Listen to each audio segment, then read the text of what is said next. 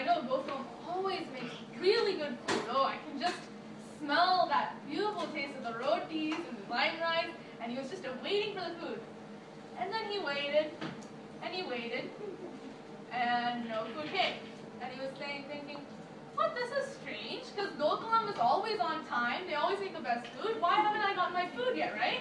And so he called upon his guard, and he says, you go and see what's happening there. I'm so hungry, I'm waiting for my food, and they're delaying it so much. You go see what's going on. And they went, and they came back, and they said, I don't know how to say this to you. And Indra looks at them and says, just tell me, what happened? What happened? Tell me. Why isn't my food here yet? They said, well, you know that little boy Krishna, right? And he said, yeah, what about him? I know Krishna. And they said, well, see, he was suggesting that they do the puja to the mountain rather than to you. And Indra said, what? Well, anyway, that doesn't matter because I know Nanda Baba respects me, and I'm sure that Nanda Baba wouldn't have listened to Krishna. And then the Lord said, see, that's the problem. Nanda Baba did listen to Krishna, and so did the whole of Gokulam. And they're all having a grand time just eating the prasad and offering it to the mountain. Indra was furious. Indra said, what? Even Nanda Baba didn't respect me? They're all celebrating right now? Instead of thinking about me, I'll show them. I'll show them who I am. Right now. And then, as soon as Indra said that, there was this huge thunderstorm in Gokulam. There was rain and sleet, ice. The rain was filling the houses and everyone was so scared. They all rushed towards Krishna, yeah? And then he ordered them out of the Yeah. They all rushed to Krishna and said, Krishna, what do we do? What do we do? We're so scared. And Krishna said, calm down. This is nothing. This is just our mother nature acting upon us. All of you trust in me and you follow me and I'll protect you. And so he led everyone toward the mountain.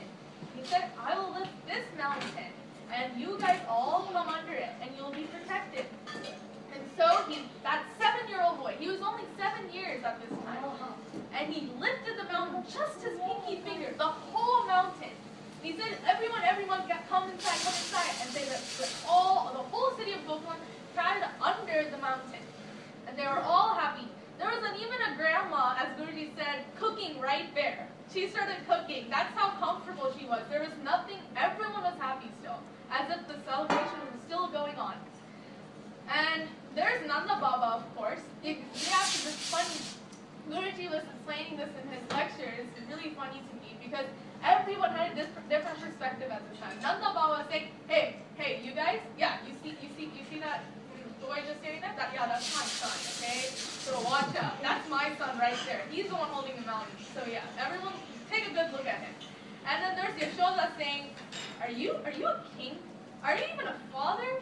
You let this poor 7-year-old, my child, hold this big mountain, and all of you, there are like fat people standing right there. You're making my poor son hold it. What kind of father are you? I was just asking.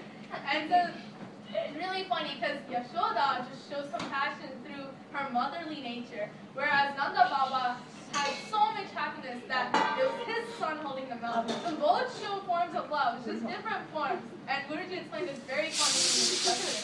And then there's the Gopas, his friends, who said, oh, okay, Krishna, well, you know these sticks?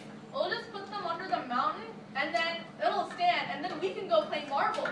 And they don't understand the seriousness. I mean, how can a stick, a mere stick, hold a mountain? You know? And that was the love they showed towards Krishna. They loved him so much. They wanted to play with him. And they were willing, they just forgot everything. They forgot all their knowledge. All they had was love for Krishna. Then the other thing is the gopis. The gopis came to him and said, oh dear Krishna, you know, you're only 7 years old and you're holding such a big mountain. Aren't you feeling so tired? And they started massaging his arms. And one gopi even came to him and said, all started massaging his arms. And Krishna, even at this time where everything was so serious, he made sure that his devotees didn't think that he was having a hard time. So under the mountain, with his pinky finger, he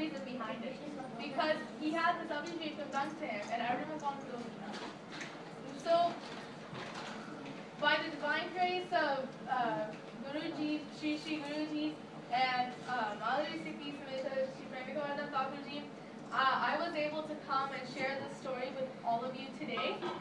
And I would like to thank Gumaji for letting me, for hosting this event and allowing me to talk, and every one of all of you for listening to my story patiently. And also, I would like to end on the note that Krishna is always watching over his devotees. No matter what you do, even if you go on the wrong path, he'll take you from that wrong path and put you in the right path. If you truly believe in him, he'll never let them down. So before you take a hard test, or before you're about to give a huge dance performance or any kind of performance, just think of Guruji or think of Krishna just once with full faith, and he will make sure that you do an excellent job at what you are doing. He'll always take care of you. That is what I learned throughout my high school years, because every time I took a hard test, or every time I thought I was doing something wrong, but I was, Krishna always protected me. Krishna always led me in the right path.